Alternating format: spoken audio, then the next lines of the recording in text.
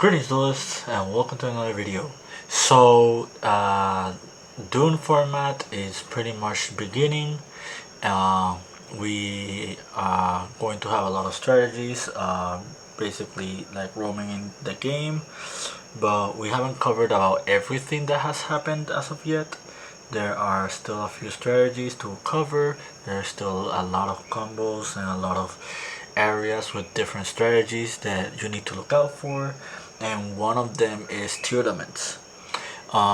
So what has changed? What is so important about Tearlaments, and can this deck be as successful as it currently is, like how it is in the OCG? Well, basically, Revolution Synchron gave it a window of opportunity for this deck, because not only is it a monster that can be reborn from the graveyard, but it's also a monster that can mill cards. And if you play like tuning, for example, which can tutor this card, that also is a card that can mill cards. However, in the OCG specifically, the reason it's doing very successful is because they still have Chaos Ruler. And Chaos Ruler is a really powerful card. Basically, if it resolves, it like bolsters the strategy very significantly. However, we do not have Chaos Ruler.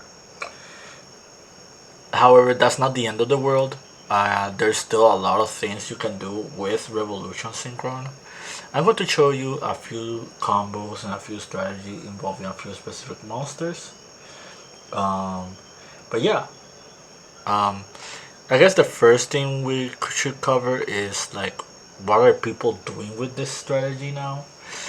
Basically, they're playing a lot of level 4 monsters that also facilitates what you do in tournaments. The reason for that is because the monster you're going to be fusing for is specifically Ancient Fairy Dragon or the Shooting Riser Dragon. These two monsters are pretty much part of the combo that you're trying to make. In the options that you open, like Pearl or Rhino, for example, and you decide to play like multiple field spells, you have Ancient Fairy Dragon to just rotate you into another different one. Shooting Riser Dragon is a stranger one. Basically, what you're going to do with Shooting Riser is just dump a card that you can use next turn, or you're dumping this monster specifically, Beast King of the Swamp.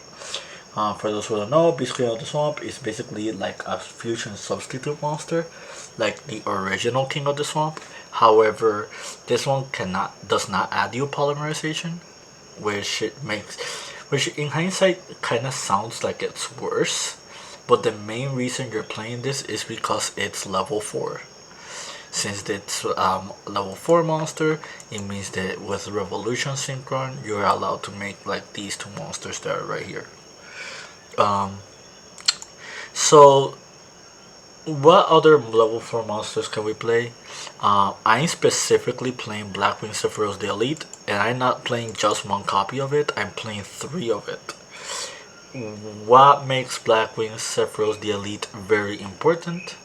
Well, the reason for that is because there is one monster running in the Esther deck besides like the Visas Amritara, which is pretty much like another staple monster that we play in Tearlaments now. And the monster I'm talking about is called Black Feather Dark Rage Dragon. So what does Black Rage Dragon do? Black Rage Dragon reads once per turn. When you take damage, you send up to 5 cards from the top of your deck to the graveyard. Then if any monsters were sent to the graveyard by this effect, this card gains 400. So why is this important? Basically, the way you're going to take damage is with Blackwing Sephiroth the Elite. I've pretty much looked up all the entire card pool. I checked what other monsters enable to let you take damage without like breaking too much, and like having extra synergy with the deck. And I arrived at the common conclusion that like Blackwing Sephiroth the Elite is kind of perfect, because not only is it a level 4 monster, so you can fuse it with Revolution Synchron, but after you make Black Feather Dark Rage Dragon, you can recur it back from grave, and that will make it so the Dark Rage triggers, and you can send pretty much like 5 cards from the top of your deck.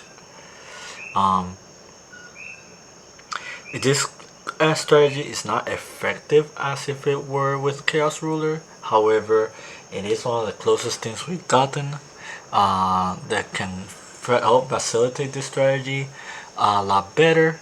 And at the end of the day,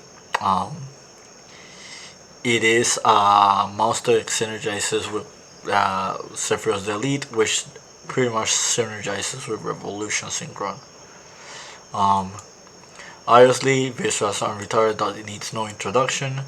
It adds you any spell or trap that involves its name, so you can also like add the you can add Pearl Rhino with this. You can add all the Tearlaments spell and traps, which is really strong. But yeah, I just wanted to kind of briefly talk about Tearlaments. Briefly talk about like this small compact engine that is kind of possible, because despite how different Tearlaments operate here in the TCG, I think Revolution Synchron is still a very powerful tool for them.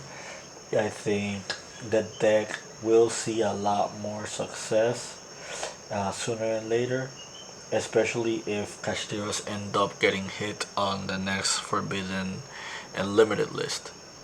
But yeah, it's just a very brief video. I kind of just want to talk about like the fact that you might see Tearlaments popping around, and you might see it like with this engine more than like anything else. And yeah, that's pretty much it. I hope you found this very informative. I hope this helped you with like deck building or like deck choices, like involving Tearlaments as a whole. At the end of the day, keep practicing and keep dueling.